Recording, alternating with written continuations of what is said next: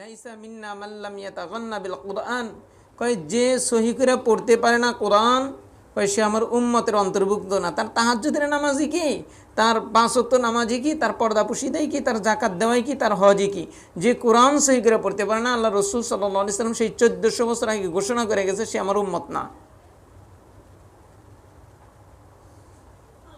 আমি আর আপনি মনে করি যে একদিন পড়লাম আর কোরআন এত সহজে সহি হবে। হজরত আবু বকর সিদ্দিক রাদিয়াল্লাহু তাআলা সমস্ত নবীদের পরেই যার স্থান, সমস্ত মানুষের উপরে যার স্থান নবীদের পরে, সেই আবু বকর সিদ্দিক রাদিয়াল্লাহু তাআলা আনহুর এই সূরা বাকারা পড়তে প্রায় 3.5 বছর সময় লাগছিল। আর আপনি আমি একদিন করে পড়ে মনে করলাম যে অনেক কিছু শিখে গেলাম। এত সহজ না রে মা। আমরা 2003 থেকে 2018 সাল পর্যন্ত শুধু এই কোরআনের উপরেই পড়ছি। তারপরে এখন বড় বড় কারিদের কাছে, বিজ্ঞ আল্লাহওয়ালা আলেমদের কাছে না, মধ্যম কোয়ালিটির আলেমদের কাছে গেলেও আমরা ঠিকে যাই,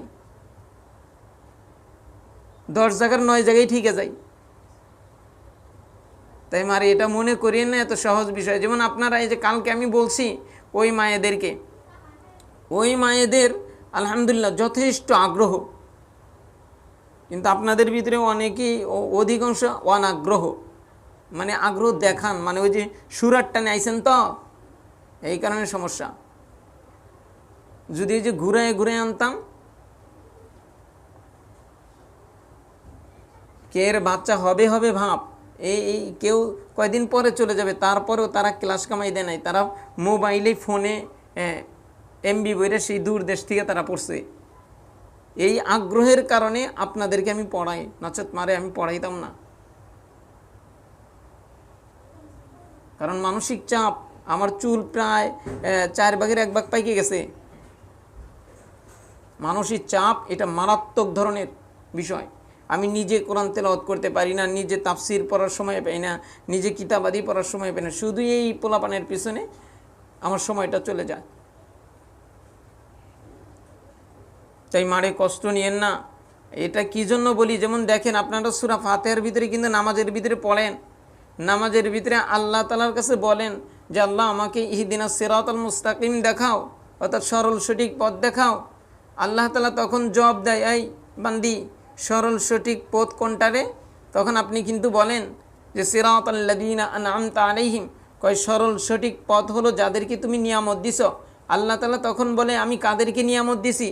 তখন আমি বলি আল্লাহ তাআলা কোরআনের অন্য আয়াতে বলে দিয়েছেন 4 শ্রেণীর মানুষকে তুমি নিয়ামত দিছ। 1 হলো নবীদেরকে তুমি নিয়ামত দিছ, 2 হলো তুমি সিদ্দিকদেরকে নিয়ামত দিছ, 3 হলো শহীদদেরকে তুমি নিয়ামত দিছ, 4 হলো তুমি ওলিদেরকে নিয়ামত দিছ। কই এই 4 শ্রেণীর রাস্তায় তুমি আমাকে চালাইও। সূরা ফাতিহার মধ্যে আমি নামাজে আল্লাহ তাআলাকে এটা বলি। আর কি বলি? কয় আল্লাহ 2 শ্রেণীর রাস্তায় চালাইও না। কয় তারা কারা? কয় তারা হলো গায়রিল মাগদুবি আলাইহিম ওয়ালাদ-দাল্লিন, কয় তারা হলো ইহুদি আর হলো খ্রিস্টান, এদের রাস্তায় চালায়ও না। এটা নামাজে বলি আমি আর আপনি। কিন্তু দেখেন নামাজের বাহিরে আমরা কি ওই 4 শ্রেণীর জীবনী অনুসরণ করি না ইহুদি খ্রিস্টানদের জীবনী অনুসরণ করি? ওই 4 শ্রেণীর তো জীবনী আমরা অধিকাংশ 99% মুসলিম জানেই না। আর ইহুদি খ্রিস্টানদের জীবনী তো জানা যায়, মোবাইলে জানা যায়, টিভিতে দেখেন না কত ধরনের ড্রেস বানায়, তারপরে নামাজ নাই, তারপরে কি বলে পর্দা নাই, তারপরে দেখেন মোবাইলে পুরুষ মানুষের ছবি দেখে, কেউ তো মোবাইলে তার চেয়েও মারাত্মক গুনাহ করে, ভিন পুরুষের সাথে কথা বলে, আরও কত মারাত্মক ধরনের গুনাহ করে। এগুলো সব ইহুদি খ্রিস্টানদের জীবনী। আর নবীদের জীবনী কি? নবীদের জীবনী কি? আল্লাহ তাআলা স্পষ্ট আয়াত নাজিল করছেন, ফাসআলুহুন্না মিন ওয়ারাই হিজাব। আয়েশা সিদ্দিকা রাদিয়াল্লাহু তাআলা উনি উম্মতের মায়েদের সাথে পর্দা নাই, কিন্তু আল্লাহ তাআলা আয়াত নাজিল করলেন যে আয়েশা সিদ্দিকা রাদিয়াল্লাহু তাআলা কীরকম পবিত্র। আল্লাহ তাআলা 9টা আয়াত নাজিল করে ঘোষণা করছেন যে সারমর্ম যে এর মতো পবিত্র কোনো মহিলা হয় না। কিন্তু তারপরেও বলছে এর কাছে যদি ভিন পুরুষ তোমরা সাহাবায়ে কেরাম যারা আসো, এর কাছে কোনো মাসালা যদি জানতে চাও কিংবা কোনো জিনিস যদি চাইতে চাও, তাহলে এই যে এরকম পর্দা থাকবে, পর্দার আড়াল থেকে চাইবা। এটা হলো নবীদের জীবনী, সিদ্দিকদের জীবনী, শহীদদের জীবনী, ওলিদের জীবনী। আমি ওলিদের জীবনী আরও একটা বলি, যে এই চট্টগ্রামের নানুপুরি হুজুর রহমতুল্লাহি আলাইহি ছিলেন। ওনারা কেমন ছিল? ওনাদের মেয়েদের পোশাক, ওনার বিবিদের পোশাক, ওনাদের ছেলেরা জানতই না এদের পোশাক কেমন। ছেলেদের জন্য আলাদা ঘর, মানে আলাদা সিস্টেম ছিল, মেয়েদের জন্য আলাদা সিস্টেম ছিল। মেয়েদের পোশাকগুলো আলাদা রুমের ভিতরে শুকাইয়ে দিত, আর আজকে তো আমরা উঠানের মধ্যে দেই। এইটা হলো ইহুদি খ্রিস্টানদের জীবনী, আর ওগুলা ছিল নবীদের জীবনী, শহীদদের জীবনী, সিদ্দিকদের জীবনী। তাহলে নামাজের ভিতরে বলি একটা, নামাজের বাহিরে করি আরেকটা। এর কারণ কি? এর কারণ হলো আমার আপনার মহা বিপদ সামনে, যার কারণে এই সমস্যাগুলো আমাদের। মনে রাখিয়েন, এই কথাগুলো কারো কষ্ট লাগতে পারে, কিন্তু এটাই হলো সহি কথা, এটাই হলো সহি কথা। মনে রাখিয়েন, শরীরের ভিতরে যদি ফোড়া হয়, ওই ফোড়ার ভিতরে গর্ত হয়, যখন ওই ফোড়ার মুখটা ফেটে যায়, ওইখান থেকে ময়লাগুলা বের হয়, তখন যদি ওইখানে বাতাস লাগে, মারাত্মক ধরনের জ্বলে পুড়ে। আর ভালো শরীরে যদি বাতাস লাগে, আরও শান্তি লাগে। অনুরূপভাবে যাদের ইমানটা বড় ভালো, মজবুত, পবিত্র, কোরআনের কথাগুলা বললে তাদের চোখে পানি আসবে, তাদের ভালো লাগবে। আর যাদের এরকম অন্তরের ভিতরে, ইমানের ভিতরে ফোড়া হয়ে গেছে, তখন এই সহি কথাগুলা বললে, তখন সে বলবে এমনি করে কি চলা যায়? আপনাদের ইমান নিয়ে কথা বলতেছিলাম, সেই ইমানের কিছু চ্যাপ্টার সামনে আসবে, যেই সামনে এই চ্যাপ্টারগুলো পড়লে বুঝবেন যে হায় হায়, আমাদের অনেকের বিয়ে ভাঙ্গা রয়েছে জানি না, অনেকের বিবাহ শাদী ভাঙ্গা রয়েছে জানি না সে, তা অগণিত মানুষের। আমাকে তো আপনাদের এই এলাকায়, আমাকে তো মসজিদের ভিতরে কিছু কিছু মানুষ এসে বলছে, হুজুর এগুলা বলছি, এগুলা করছি, তাইলে কি এগুলা শেষ? বিয়ে শাদী ভাঙ্গা রয়েছে। কেউ বলে হুজুর চলেন আবার নতুন করে একটু, কেউ জানে না জানে একটু বিয়ে পড়ায় দিবেন। ঠিক আছে, কই ওটা হবে না, মুফতিদের কাছ থেকে ফতোয়া নিয়ে আসেন, আমি পারবো না। এ কারণেই তো আজকে আমি আর আপনি মনে করি যে আরে আমার ছেলে ইঞ্জিনিয়ার হলো, আমার ছেলে ব্যারিস্টার হলো, আমার ছেলে ডাক্তার হলো, সফলতা পেয়ে গেলেন। না রে মা, সফলতা ওটাই যদি কবরে আপনি মুক্তি পেয়ে যান। আর কবরে মুক্তি পাওয়ার গ্যারান্টি আল্লাহ তাআলা এটা দেন নাই যে তুমি যদি তোমার সন্তানকে, তোমার ছেলে মেয়েকে ডাক্তার বানাও, কবরে মাপ পেয়ে যাবে। তোমার ছেলে মেয়েকে যদি তুমি ইঞ্জিনিয়ার বানাও, কবরে মাপ পেয়ে যাবে। রব্বে কারিম এটা কোথাও বলেন নাই। রব্বে কারিম সেটাই বলেছে, সেটা হলো যে আমার নবীকে পাঠাইছি, আমার নবীর আদর্শ মুআফিক কোরআনী জিন্দিগি বানায়া, তাকওয়া ভিত্তিক জিন্দিগি বানায়া তুমি যদি কবরে আসতে পারো, তাহলেই মাপ। কিন্তু আমার আপনার সন্তান কোরআনী জিন্দিগি যাপন করতে পারে না কেন? কোরআনী জিন্দিগি যাপন করতে পারে না কেন? মনে রাখিয়েন, ছোট্ট একটা বাচ্চা, ওই বাচ্চাকে যদি আপনি বিয়ের কথা বলেন, ওই বাচ্চার বিরক্ত লাগবে, আপনাকে অনেক সময় বকাও দিবে, এবং কি আপনাকে দুষ্ট বলবে, খারাপ বলবে, কারণ তার ওটা ভালো লাগে না, তার খেলাধুলা ভালো লাগে। আর যার 16-17 বছর 15 বছর বয়স হয়েছে, যদি বলা হয় মা তোমাকে আজকে দেখতে আসবে, তার ভালো লাগে ভাব, কারণ সে এখন ওই বিবাহ বিষয়টা বুঝে। অনুরূপভাবে মনে রাখিয়েন যে এই মানুষগুলার, যাদের আত্মাগুলা এরকম নাবালক রয়েছে, ওনাদের বুড়া হয়ে গেলেও কোরআন হাদিসের বিষয় ভালো লাগবে না। আর যাদের আত্মাটা এরকম বালেগ হয়েছে, কোরআন হাদিসের কথা বললে তাদের ভালো লাগবে, তাদের ওই জায়গায় বসতে ভালো লাগবে, তাদের চোখে পানি আসবে। আর যাদের এই আত্মাটা, দেখেন আমার আপনার অনেকের সন্তান, অনেকের স্বামী, অনেকের মেয়ে, আজকে তাদের কারো 15 বছর, কারো 18 বছর, কারো 20 বছর, কারো 25 বছর, কারো 30 বছর, সে সূরাগুলা সহি করে পারে না। সে আল্লাহ তাআলার যে এই যে কোরআনে 500-এর উপরে বিধান দিছে, কোনো বিধান সে বলতে পারবে না যে আল্লাহ তাআলা কতগুলা বিধান দিছে। ও মা, মনে রাখিয়েন, আজকের এই আচরণে আপনারা কষ্ট পাইতে পারেন, কিন্তু আমি কষ্ট দেওয়ার জন্য না, বরং আমি কষ্ট পেয়েছি যে আপনি পড়বেন না, আপনি কেন আমাকে ডিস্টার্ব করেন? আপনার নিয়মতান্ত্রিক আসতে পারবেন না, আপনি কেন এখানে ভর্তি হলেন? আপনাদেরকে নিয়ম কানুন সব বলে দেওয়া হয়েছিল রে মা, কিন্তু তাই আমি আল্লাহর হস্তে আপনাদের কাছে ক্ষমা প্রার্থী। আমার আচরণে যদি আপনারা কষ্ট পেয়ে থাকেন, আল্লাহর হস্তে ক্ষমা করে দিন। কিন্তু বিষয়টা মা, এখানে যারা পড়বেন তারা নিয়মতান্ত্রিক যদি মারে আসতে পারেন আসবেন, নচেত মারে আমি একবার আল্লাহর হস্তে ক্ষমা চাই যে আপনারা আসিয়েন না। এই কথাগুলা বলি, এই কথাগুলা বলতে অনেক কিতাবাদি ঘাটা লাগে, কিন্তু আমি একটা কিতাব তো দেখারই সময় পাই না। আপনাদের এই বোন আপনাদের এই মেয়ের কাছে শোনেন, শুক্রবার হলে ফজরের পর থেকে নিয়ে এই জুমার নামাজে যাই কত দূর যায়, তারপরে আবার আইসা আর এক কিতাব একটু দেখে তুই তারপরে আবার মসজিদে যাই। আর আমি যদি সারা সপ্তাহ ফ্রি থাকতাম তাহলে 2 দিন 3 দিন একটু সিস্টেম দেখলেই আমি জুমার বয়ান সিস্টেম করতে পারতাম, কিন্তু সারা সপ্তাহ তো এই সময়ই পাই না। এই যে এক মা সুতা দিয়ে থুইছে, কিন্তু সে তো কষ্ট পেতে পারে, কিন্তু ওই সুতা পরার সময় তো আমার নাই। ওই সুতাটা ভাঁজ করতে হয়, ওই সুতাটা মাপ দিয়ে কাটতে হয়, আবার ওই সুতায় গিরা দিতে হয় পরে পরে। তাই মারি আমার আচরণে কষ্ট নিয়েন না। তাই আমি যে কথা বলতেছিলাম যে এই যে আমার আপনার সন্তানগুলা এগুলা পারে না কেন, এগুলা আমলের ভিতরে আসতে পারে না কেন?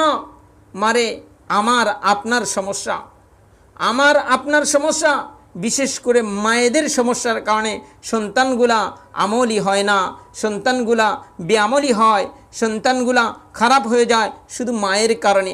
মায়ের কারণ থাকে এখানে 90%, আর 5% থাকে বাবা, আর 5% থাকে পরিবেশ।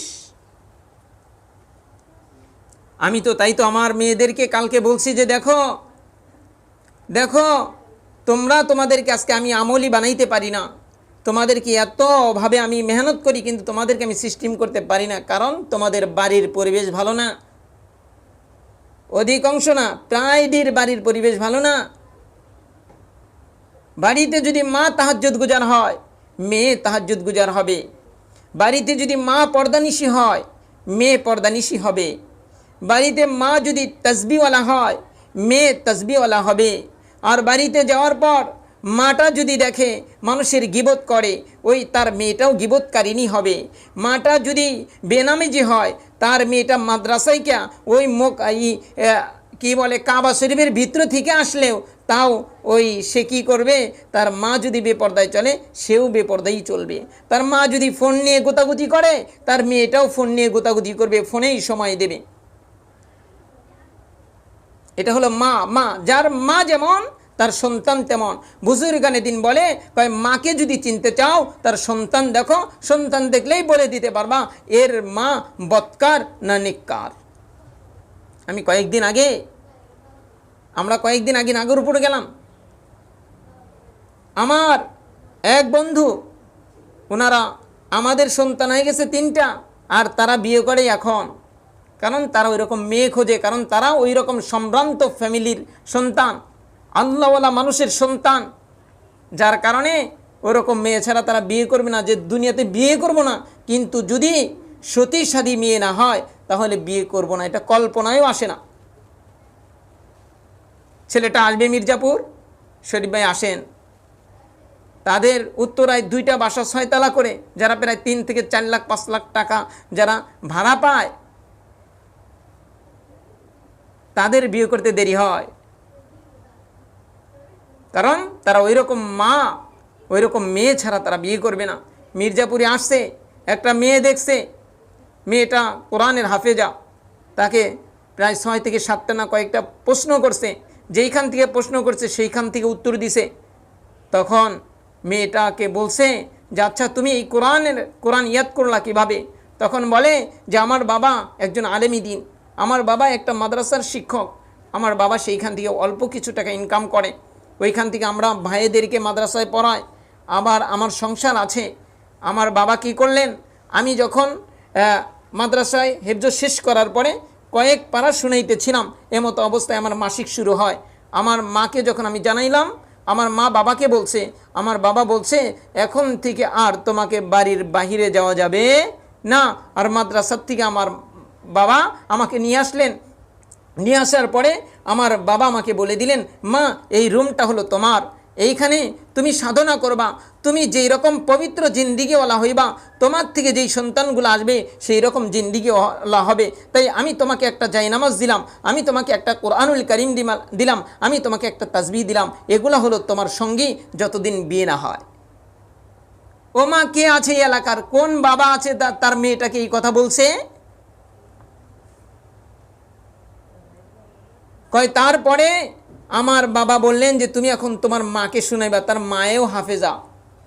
কয় তোমার মাকে শোনাইবা? কয় আমার মা আমাদের ভাইদেরকে মাদ্রাসায় পাঠায়, মাদ্রাসায় থাকে, ওদের বিভিন্ন থাকে, তো মা ওদের পিছনে মেহনত করে। আবার আমার কাপড় চোপড় নিয়েও মা মেহনত করে। আমার রান্না বান্না আছে, বাড়ির ভিতর বাড়ির উঠান আছে, বাহির বাড়িতে তো আমার মা কোনোদিনও যায় না। আর আজকে আমরা বাহির বাড়ি না, আজকে আমরা মানুষের বাড়ি দিয়া ঘুরি।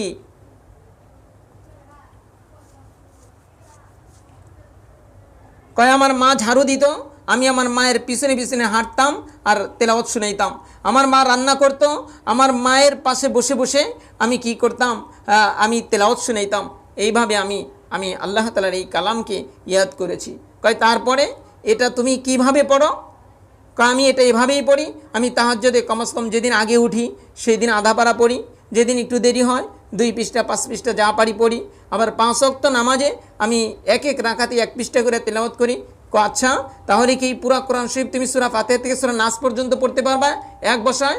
কয় হ্যাঁ ইনশাআল্লাহ, আমি সূরা ফাতিহা থেকে সূরা নাস পর্যন্ত আমি পড়তে পারবো, আমার কোরআন শরীফ দেখতে হবে না। মারে এটা ওই যে মায়ের গুণ, মায়ের গুণ, এটা মায়ের গুণ, যার কারণে এই যে সামনে হয়তো 7 তারিখে তাদের বিয়ে হবে।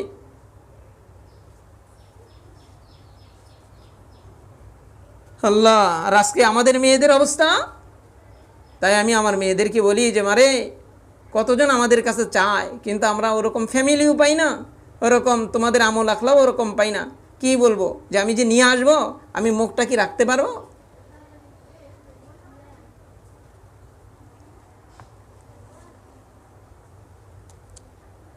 তাই মারে, আমার এই আচরণে কষ্ট নিয়েন না।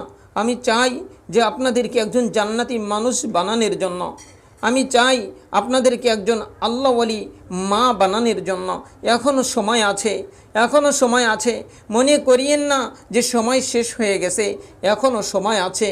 তাই আমি সেইভাবে গড়ার জন্য আপনাদের পিছনে মেহনত করতে চাই। সেটা হলো আপনি যদি কি থাকেন, আপনি যদি মানসিকভাবে প্রস্তুতি নিতে পারেন। আরে সাহাবায়ে কেরাম তাদের জীবনী কেমন ছিল, তাদের জীবনী কেমন ছিল? আল্লাহ রাসূল সাল্লাল্লাহু আলাইহি ওয়াসাল্লামের একজন সাহাবী হাবিব ইবনে যায়েদ রাদিয়াল্লাহু তাআলা আন, হাবিব ইবনে যায়েদ রাদিয়াল্লাহু তাআলা আন, উনার মায়ের নাম ছিল উম্মে আম্মারা রাদিয়াল্লাহু তাআলা আনহা। এই হাবিব ইবনে যায়েদ বাহরাইন চলে গেল ব্যবসা করার জন্য। তার বয়স তখন ছিল 16 কিংবা 17। এমতো অবস্থায় যখন সে ব্যবসার কাজ শেষ করে বাহরাইন থেকে আসতেছিল, ওই জায়গায় একজন দুষ্ট মানুষ, তার নাম ছিল মুসাইলামাতুল কাজ্জাব, সে নবী দাবি করেছিল। কিন্তু অমতো অবস্থায়ও আমার আপনার নবী জনাবে মুহাম্মদ রাসূলুল্লাহ সাল্লাল্লাহু আলাইহি ওয়াসাল্লাম জীবিত। রাসূল সাল্লাল্লাহু আলাইহি ওয়াসাল্লাম হলো নবীদের শেষ নবী, তারপরে আর কোনো নবী আসবে না। যদি কেউ নবী দাবি করে, এর মতো খারাপ মানুষ আর পৃথিবীতে কেউ হতে পারে না। এই মুসাইলামাতুল কাজ্জাব, এই ভণ্ড কি করলো? নবী দাবি করলো।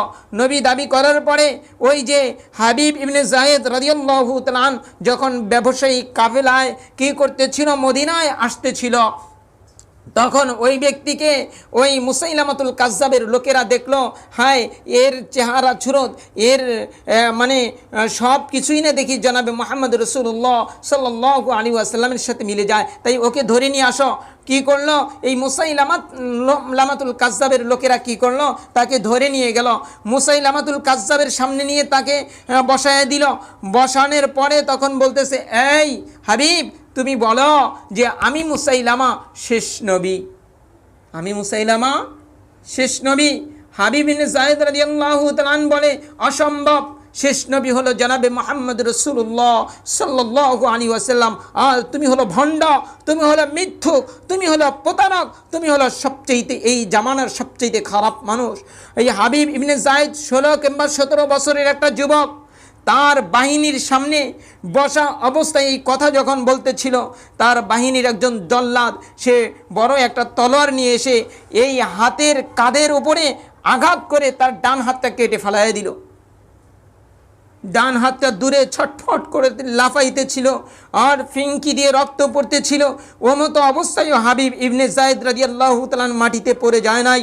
তখনও যখন বলা হয়েছে এখন বলো আমি শেষ নবী, তখন বলে অসম্ভব, তুমি শেষ নবী নয়, শেষ নবী হলো জানাবে মুহাম্মদ রাসূলুল্লাহ সাল্লাল্লাহু আলাইহি ওয়াসাল্লাম।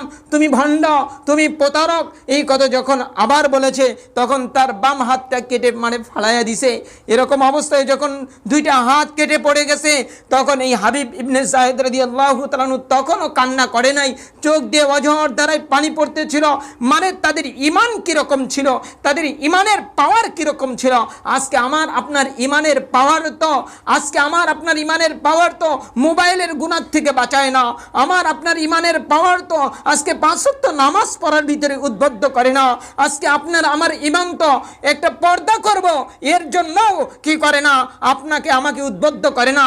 আপনার আমার ঈমান তো আপনার চোখের সামনে আপনার মেয়েটা বেপর্দায় চলে, আপনার ছেলেটা নামাজ পড়ে না, আপনার ছেলেটা দাড়ি চাচে, আপনার স্বামীটা দাড়ি চাচে। আরে জনাবে মুহাম্মদ রাসূলুল্লাহ সাল্লাল্লাহু আলাইহি ওয়াসাল্লামের কাছে সেই পারস্য থেকে দুইজন ব্যক্তি এসেছিল। তারা মুসলিম ছিল না, তাদের দাড়ি চাচা ছিল। রাসূল সাল্লাল্লাহু আলাইহি ওয়াসাল্লাম তার দিকে তাকায় নাই। অন্যদিকে রাসূল সাল্লাল্লাহু আলাইহি ওয়াসাল্লাম ঘুরে প্রশ্ন করেছিল যে তোমাদেরকে কে এই দাড়ি চাচার দিকে উদ্বুদ্ধ করেছে? তখন সে বলেছিল আমাদের দেশের বাচ্চা। তখন বলে তোমাদের দেশের বাচ্চা কেন এটা করলো? কয় দাড়ি মুক্ত দেখতে আমাদের বাচ্চা পছন্দ করে। তখন রাসূল সাল্লাল্লাহু আলাইহি ওয়াসাল্লাম বলেছিল আরে আমার আল্লাহ তাআলা তো দাড়িওয়ালা পুরুষদেরকে পছন্দ করে, দাড়ি ছাড়া পুরুষদের প্রতি আমার আল্লাহ তাআলা তাকাই না।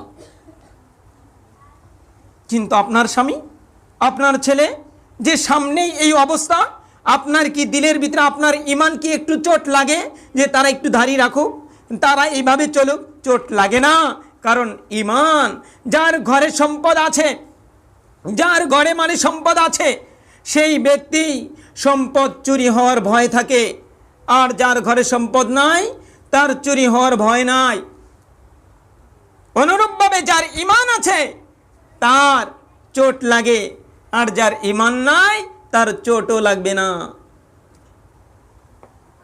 তাই আমার কথা অনেকের হয়তো পছন্দ হবে না, হলেই কি না হলেই কি, আমি আমার আল্লাহ আমার রাসূল সাল্লাল্লাহু আলাইহি সাল্লামের কথা আমি বলেই যাব। কে শুনবে কে শুনবে না এটা আমার দেখার কোনো বিষয় নয়। তাই যে কথা বলতেছিলাম, হাবিব ইবনে যায়েদ কি করলো? তারপর ডান পাটা কেটে ফেলায় দিল, তারপর বাম পাটা কেটে ফেলায় দিল। মাটির ভিতরে তার লাশটা গড়াগড়ি করতেছিল আর বলতেছিল যে না, শেষ নবী জানাবে মুহাম্মদ রাসূলুল্লাহ, শেষ নবী জানাবে মুহাম্মদ রাসূলুল্লাহ। এটা যখন বারবার চিৎকার দিয়ে বলতেছিল তখন মুসাইলামাতুল কাযযাব জিহ্বাটা টান দিয়ে কেটে ফেলায় দিছে। এটা কি এত সহজ বিষয়? এটা কি একটু সহজ বিষয়? হাবিব ইবনে যায়েদ রাদিয়াল্লাহু তাআলা এই কথাটা যখন জানাবে মুহাম্মদ রাসূলুল্লাহ সাল্লাল্লাহু আলাইহি ওয়াসাল্লামের কাছে চলে গেল, তার মা উম্মে আম্মারের কাছে চলে গেল যে তোমার ছেলেটাকে মুসাইলামাতুল কাযযাব নামের একজন ভণ্ড, সেই বাহরাইনের, সে কি করছে? ডান হাত কাটছে, বাম হাত কাটছে, ডান পা কাটছে, বাম পা কাটছে। শুধু তাই না, তারপর জিহ্বাটা কাটছে। কয় শুধু তাই না, তারপর দেহ থেকে মাথাটা আলাদা করছে। কয় তারপর পেট ফেরে নারী বুড়িগুলা বের করে ফেলায় দিছে। এই কথাটা যখন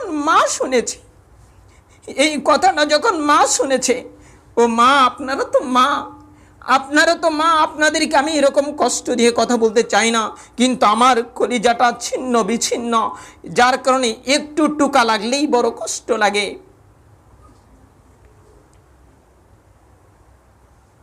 মা কারা? যখন একজন মানুষ খাবার খায়, এই খাবারটা 6 ভাগে বিভক্ত হয়ে একটা ভাগ ওই মায়ের পেটের ভিতরে চলে যায়। ওই পেটের ভিতরে ওই পানিটা যাওয়ার পরে ওই মায়ের শরীরে যে 4 কেজি 4.5 কেজি রক্ত আছে, ওই পুরা 4.5 কেজি রক্তের ভিতরে ওই পানিটা মিশে যায়। 2 দিন এইভাবে চলে। তারপর আল্লাহ তাআলা একজন ফেরেশতা পাঠিয়ে দেয় মায়ের রেহেমের ভিতরে, বাচ্চাদানির ভিতরে। তখন এই ফেরেশতা কি করে, এই পুরা 4 কেজি 4.5 কেজি রক্ত ছাকে, যখন ছাকে তখন থেকে মায়ের ওই যে মাথা ব্যথা শুরু হয়ে যায়, মাথা ঘোরা শুরু হয়ে যায়, কেউ বমি করে, কেউ বমি করতে করতে মা তো অচেতন হয়ে যায়। কয় এ 40 দিন কাজ করতে থাকে, এই ফেরেশতা চলে যায়, আরেকজন ফেরেশতা আসে, সে 40 দিন কাজ করে, সেও চলে যায়, আবার আরেকজন ফেরেশতা আসে, সে আবার 40 দিন কাজ করে। কয় 3 4 মাস যখন হয়ে যায়, কয় তখন হলো আল্লাহ তাআলা এর দেহের উপরে একটা চামড়া পড়ায়া দেয় আর একজন ফেরেশতা পাঠায়া দেয়। কয় ওই ফেরেশতা তখন লেখে মারে, ওই মায়ের আমল আখলাক দেখে সন্তানের জীবনী লেখা শুরু হয়ে যায়। মা যদি টিভিওয়ালা হয়, মা যদি বেপর্দাওয়ালা হয়, কারণ তার শরীরেই তো ওই 4 কেজি 4.5 কেজি রক্তের ভিতরে ওই বাচ্চা হওয়ার পানিটা তো ঘোরাফেরা করছে। ওই মায়ের আমল আখলাক যেমন হয়, ওই বাচ্চাটার তকদির সেভাবে লেখা হয়ে যায়। ও মা, বাচ্চাটা খারাপ হওয়ার পিছনে আপনি দায়ী, আপনি দায়ী, আপনি দায়ী। আর এখন বলেন বাচ্চা কথা শোনে না, বাচ্চা মাদ্রাসায় দিনে মাদ্রাসায় থাকতে চায় না, পড়া তার ভালো লাগে না, কারণ আপনি তো বাচ্চা নিয়ে নামাজ পড়ে নাই, আপনি তো এই বাচ্চাটা পেটে ধারণ করে বেপরদায় চলছেন, আপনি তো বাচ্চা পেটে ধারণ করে বাজারে যাতায়াত করেছেন, আপনি তো ওই বাচ্চা পেটে ধারণ করে আপনি বেপরদায় সবার সাথে মিলামেশা করেছেন, আপনি তো ওই বাচ্চা পেটে ধারণ করার পরে মোবাইল নিয়ে গুনাহ করেছেন, কেউ তো পরপুরুষের সাথে গুনাহ করেছে, কেউ তো মারাত্মক ধরনের গুনাহ করেছে, তারপরে ওই সন্তান আবার বলে ভালো হবে কিভাবে? সেটা হলো মা, সেটা হলো মা। তাই মারে, মা যত পবিত্র হবে সন্তান তত পবিত্র হবে। তাই মানে আমি আপনাদেরকে উদারত আহ্বান করি, আপনারা গুনাহমুক্ত জিন্দেগিওয়ালা হয়ে যান। এই হাবিব বিন নাজ্জারের, এই হাবিব বিন জায়েদ রাদিয়াল্লাহু তাআলা আনহুর কথা যখন তার মা শুনেছিল, তার মা একটা চিৎকার দিয়ে বলেছিল, লিগাজাল ইয়াউম আর বিয়া, যে আজকের এই দিনটা দেখার জন্যই তো আমি আমার সন্তানকে দুধ পান করিয়েছিলাম, যে আমার সন্তান মৃত্যু হয়ে গেছে, টুকরা টুকরা হয়েছে, কিন্তু তারপরেও আমার সন্তান আমার কলিজার টুকরা নবী মুহাম্মদকে ছাড়ে নাই। কই এজন্যই তো আমি আমার সন্তানকে পেটে ধারণ করেছিলাম। মানে আজকে দেখেন আমার আপনার মন মানসিকতা কি সেরকম আছে? আমার সন্তান একটু টাকা বেশি কামাই করলে খুব খুশি, কিন্তু সন্তান যে নামাজ পড়ে না এর জন্য কি চোখে পানি আছে? সন্তান যে মেলি আড্ডায় সে বেঁধে উঠছে এজন্য কি মায়ের চোখে পানি আছে? তাই মারে আজকের কথাগুলা বড় কড়া হয়ে গেল, বড় কঠিন হয়ে গেল, কিন্তু মারে এই কথাগুলা আপনারাই দিল থেকে বের করেছেন, আমার আল্লাহ দিল থেকে বের করেছে, এবং এই কথাগুলা এক একটা কথা আমার কাছে মনে হচ্ছে আমার আপনার হেদায়েতের জন্য যথেষ্ট। তাই মারে আমি আবার আপনাদেরকে বলি যে মা, আমি আপনাদেরকে কষ্ট দেওয়ার জন্য আমি এইখানে জোর জবরদস্তি করে পড়াবো না, কিন্তু আপনারা যদি পড়েন নিয়মতান্ত্রিক আসবেন, আর আমি যে কথাগুলো বলি এই কথাগুলো দিলের কান দিয়ে শুনে নিজের জীবনটাকে পরিবর্তন করার চেষ্টা করবেন। আল্লাহ তাআলা আমাকে সহ আপনাদের সকলকে এই কথাগুলার কথাটা সহিভাবে আমলে নেওয়ার তৌফিক দান করেন। আসসালামু আলাইকুম ওয়া রাহমাতুল্লাহ। আর আপনারা যদি কষ্ট পেয়ে থাকেন আল্লাহর রাস্তায় ক্ষমা করে দিন।